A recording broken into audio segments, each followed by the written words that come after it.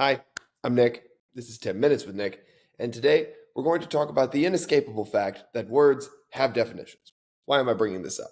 Well, because this morning I saw a video of a young transgender person. I believe they must have been in front of a school board meeting or something, sobbing their eyes out because apparently they were called not normal.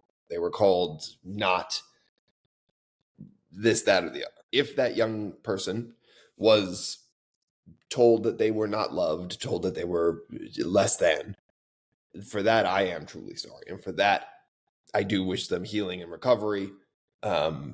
They should know that regardless of anything else going on in their life, God does love them. It's incorrect to say that God does not love a transgender person. God loves everybody. And if their principal told them that they were, as the child alleges, not in fact human, that's also incorrect. They are human beings worthy of love and respect, regardless of race, gender, sexual orientation, creed, whatever. The problem I have with the video and with the child is the clear lack of education on the fact that words have definitions. We can't just start throwing words around willy-nilly. Now, the child is a child, right? This is not the child's fault. However, I hear grown-ups, allegedly very educated people, talk about this all the time. The kid said something that was clearly a talking point given to the child, right? The emotions were very real. Whatever happened to the kid was very real. But the sentence the child said was very clearly a talking point. Everybody is normal. Everybody is normal. Not a thing. I'm parsing a child's speech, and I don't like doing this, but I need somebody to hear me on this. Words have definitions. Now, definitions change over time, and words change over time. However, the word normal has not changed in quite some time. In quite some time. Why? Because normal describes something. It does not describe everybody. If you are not normal, that's fine.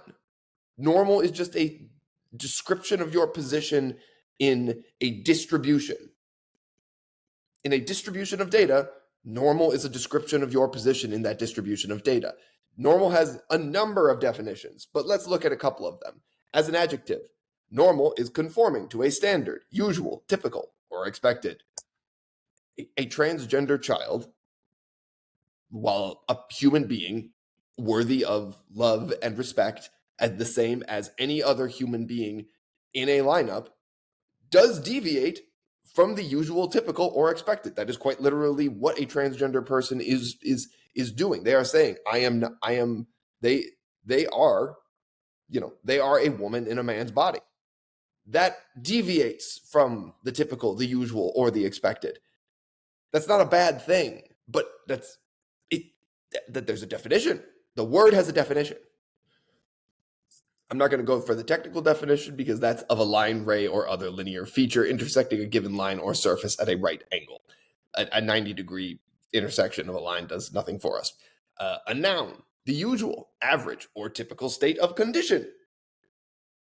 Again, by definition, a transgender person does not fall into the usual, average, or typical state or condition, and that is a beautiful thing. Human beings are a vast array, spectrum of differing conditions. If we were to look at a set of data points, because normal refers to raw data, that is what we're looking at. That is what we're talking about when we talk about normal. Why is it important to say that words have definitions? Because the English language is a beautiful array of differing words that we can pull on to make accurate descriptions of what we're actually talking about. But we insist that we all have to use the exact same words to describe everything. We do not have to describe something as normal. It can be abnormal. It can be abnormal, which makes for a great joke in the great movie Young Frankenstein. And it's okay.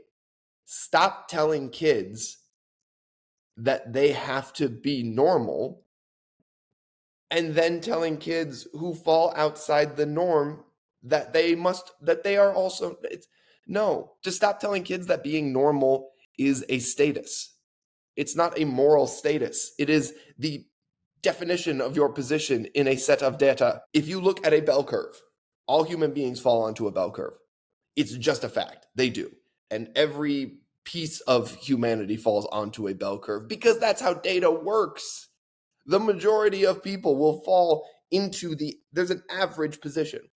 The majority of people will fall into the largest part of the bell curve, not because the bell curve doesn't like them, but because that's how bell curves work. It's describing that the majority of people fall within this range. And then there are, on the tail ends of the bell curve, there are data points outside of what you would call the average or the normal. It's a description of a position on a graph. It's not a good thing, bad thing, or other thing. If you start force feeding this into kids' minds, then kids who are not normal start to feel like, well, what's wrong with me? There's nothing wrong with you. You're just not in the normal part of the graph. You don't fall into the average.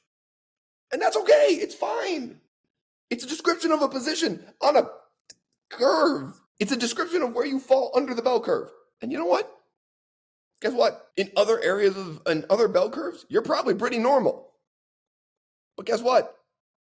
That's just a description of your position. I have no idea if you're a good person or not. I have no idea what your moral value is based on your position on a bell curve. I just know whether or not your characteristics fall into a certain position on a bell curve. You have told me nothing about yourself if you say that, no, I am normal. First of all, by definition, you have just described yourself as an abnormal normal. That's not a thing. That's a position. You have described both, and you have both superimposed. You superimposed yourself. You are now in a quantum superposition. You are Schrodinger's cat on a bell curve if you describe yourself that way. You cannot be. If you break it down based on pure majority, pure data, you are quite literally not in the normal position. And that's not a moral judgment. That is simply a description of your position on a bell curve. And that is okay. You should celebrate the fact that you are not normal. Celebrate it. Be weird. Weird isn't a moral judgment either. It's not a description of a position on a bell curve, admittedly, but it's not a moral judgment either. Right? If you break it down by data, if you break down the data, you fall outside of the mean position. It's just a description of your position on the bell curve. It's okay. Now, your principal sounds like a bad person because he described you as not human. 100% of the bell curve is human. You fall into the category of humanity. Your humanity is worth celebrating, and you as a human being are worth celebrating. Excuse me, I'm from a different generation, and occasionally I do slip up. Young you.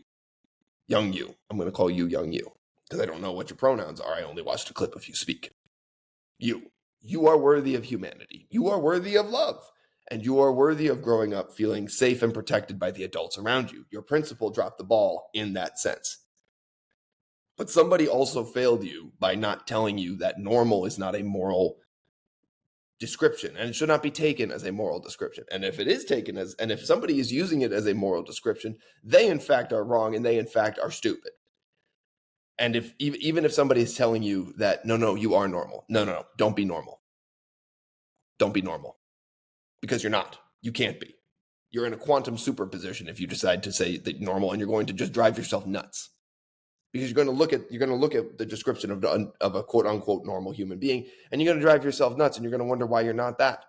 It's simply because you don't fall into that section of the bell curve in the same way that intelligence falls on a bell curve, in the same way that physical fitness falls on a bell curve, in the same way that whatever.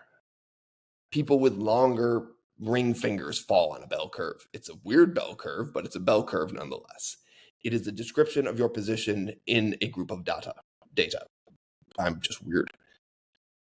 Look, you are a human being. You are worthy of love.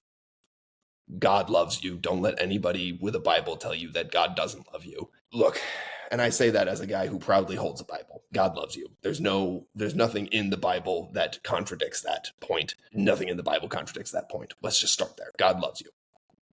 If you go to a church and somebody tells you to get out, they're wrong. But words have definitions, and let's get those definitions right. There's so many other words you could use to describe what was done to you. And I want you to be able to use the most powerful language, the best tools to actually get the job done that you're trying to get done. You could be a great activist someday, but you gotta just make use of the full spectrum of the English language. There's a joke in there somewhere. I'm above it, and I'm out of time. I'm Nick. This is 10 Minutes with Nick. Have a great day.